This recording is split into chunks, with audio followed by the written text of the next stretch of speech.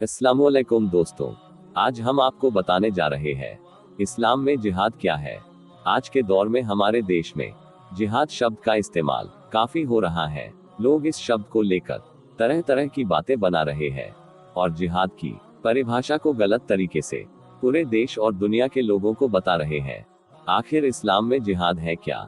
आज के इस वीडियो में हम इसी जिहाद के बारे में बताएंगे कि इस्लाम और जिहाद का क्या ताल्लुक है। लेकिन इससे पहले आप लोगों से गुजारिश है, नाजरीन, हमारे चैनल नबी की हदीस को आपके सपोर्ट की बहुत सख्त जरूरत है। इसलिए हमारे चैनल नबी की हदीस को सब्सक्राइब कर ले और घंटी के बटन को भी दबा दे, ताकि जब भी हम अपने चैनल पर कोई हदीस या वजीफे की वीडियो डालें तो आपको नोटिफिकेशन मिल जाए। इस्लाम में जिहाद क्या है? आजकल के दौर में गैर मुसलमान जिहाद का मतलब लड़ाई, धोखा और किसी पर हमला ही समझते हैं।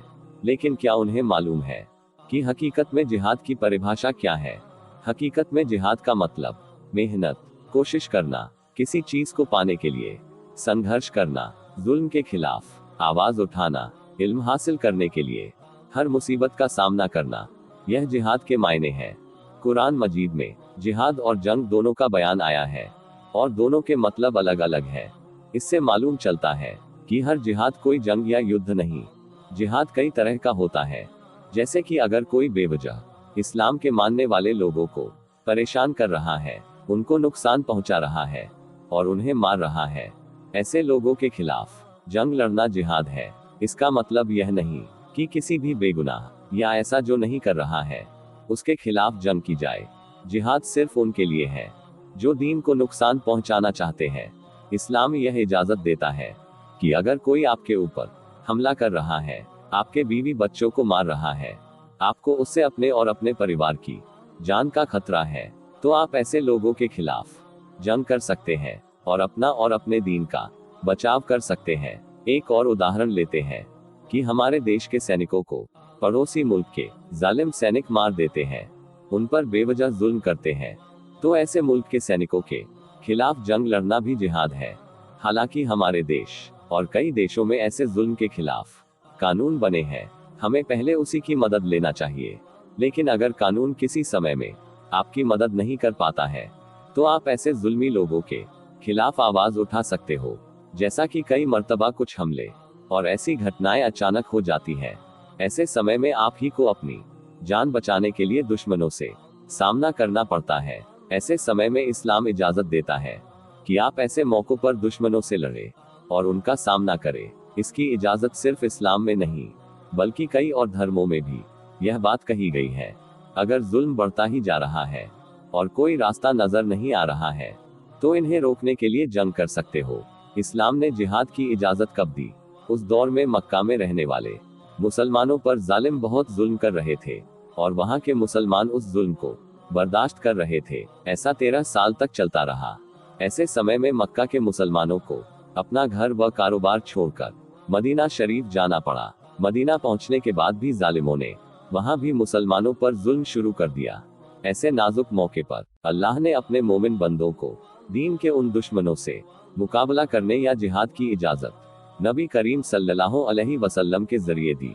इजाजत मिलने पर हजार हथियार बंद पहलवानों से मुकाबला करने के लिए 313 मुजाहिद अपने रसूल सल्लल्लाहु अलैहि वसल्लम के साथ बद्र के मैदान में पहुंचे।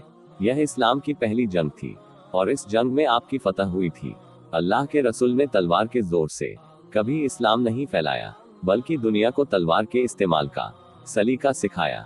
उन्होंने बताया कि जुल्म को रोकने के लिए कभी कभी हथियार उठाना एक जरूरत ही नहीं, बल्कि फर्ज बन जाता है।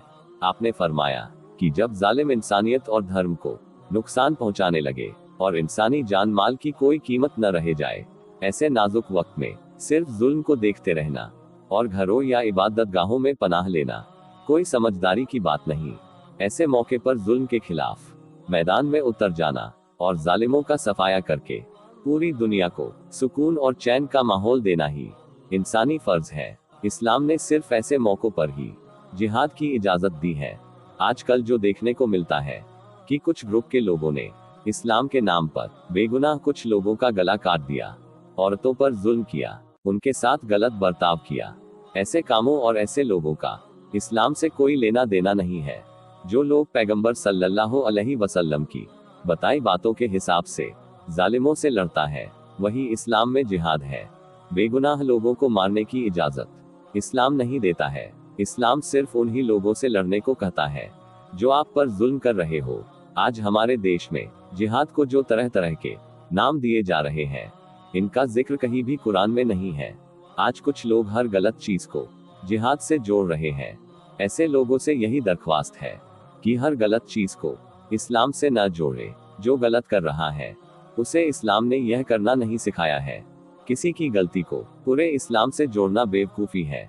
कौम के लोगों से गुजारिश है कि कोई भी ऐसा गलत काम न करे जिससे दूसरे लोग सिर्फ आपके नाम को देखकर पूरे इस्लाम पर उंगली उठाए। बेशक आप अपने हक के लिए लड़ो, कामयाब बनो, देश और दुनिया में अपना और कौम का नाम रोशन करो। जरूरत पड़ने पर जालिमों का खात्मा करो। यही असली जिहाद है। हम उम्मीद करते हैं कि हमने इस वीडियो के जरिए जो आपको बताया कि इस्लाम में जिहाद क्या है, आप लोगों के समझ में आ गया होगा। खुदा हाफिज दोस्तों।